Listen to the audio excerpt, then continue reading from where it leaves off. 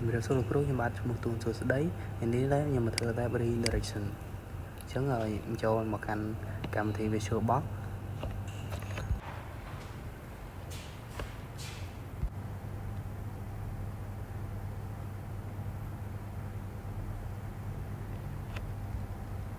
អញ្ចឹងយើង start ម៉ាស៊ីន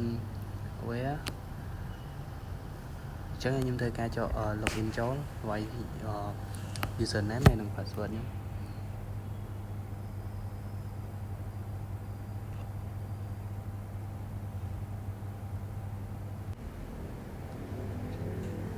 អញ្ចឹងបន្ទាប់មកខ្ញុំធ្វើការវាយ IPA ដើម្បី check address បន្ទាប់មកធ្វើការបើក terminal ដើម្បី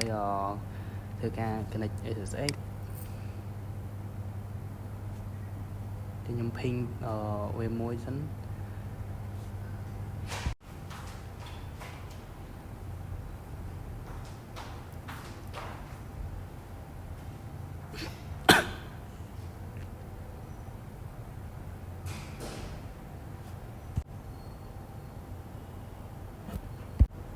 ចេញវាយ SSH ឈ្មោះ user ហើយបន្ទាប់មក add ជាមួយនឹងលេខ address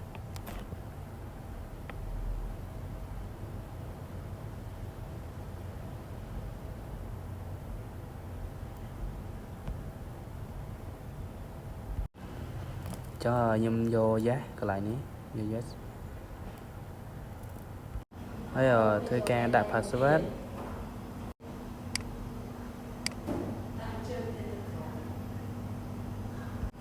អញ្ចឹងកន្លែងនេះខ្ញុំ list file ពី /etc ទៅកាន់ file ថ្មីមួយទៀតហើយខ្ញុំដាក់ឈ្មោះរបស់ខ្ញុំ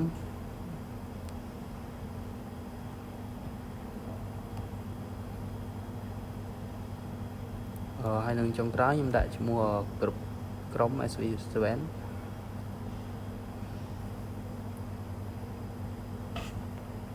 អញ្ចឹងខ្ញុំធ្វើការ list មួយទៀត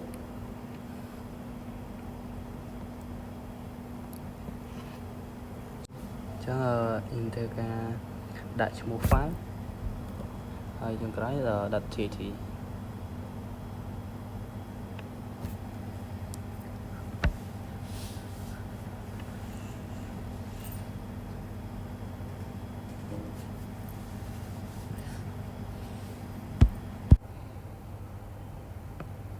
អញ្ចឹងបន្ទាប់ខ្ញុំធ្វើការប្រើ cat ដើម្បីមើល result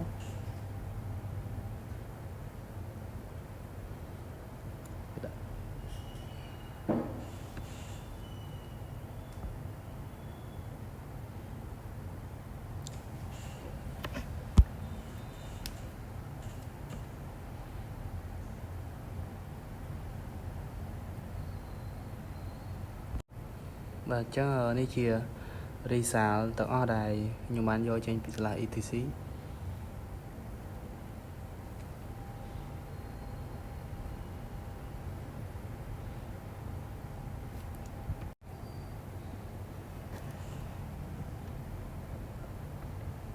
អញ្ចឹង comment បន្តខ្ញុំធ្វើការវាយ comment ដដែលហើយ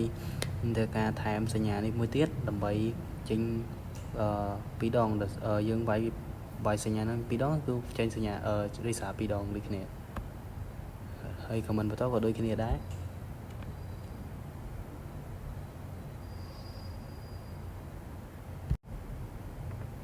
ចាខ្ញុំធ្វើការប្រើ cat ម្ដងទៀតដើម្បីមើល result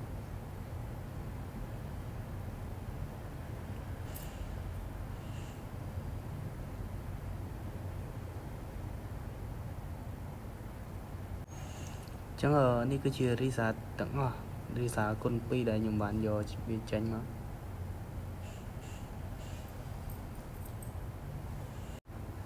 អញ្ចឹងខ្ញុំធ្វើការបិទម៉ាស៊ីនហើយ sudo shutdown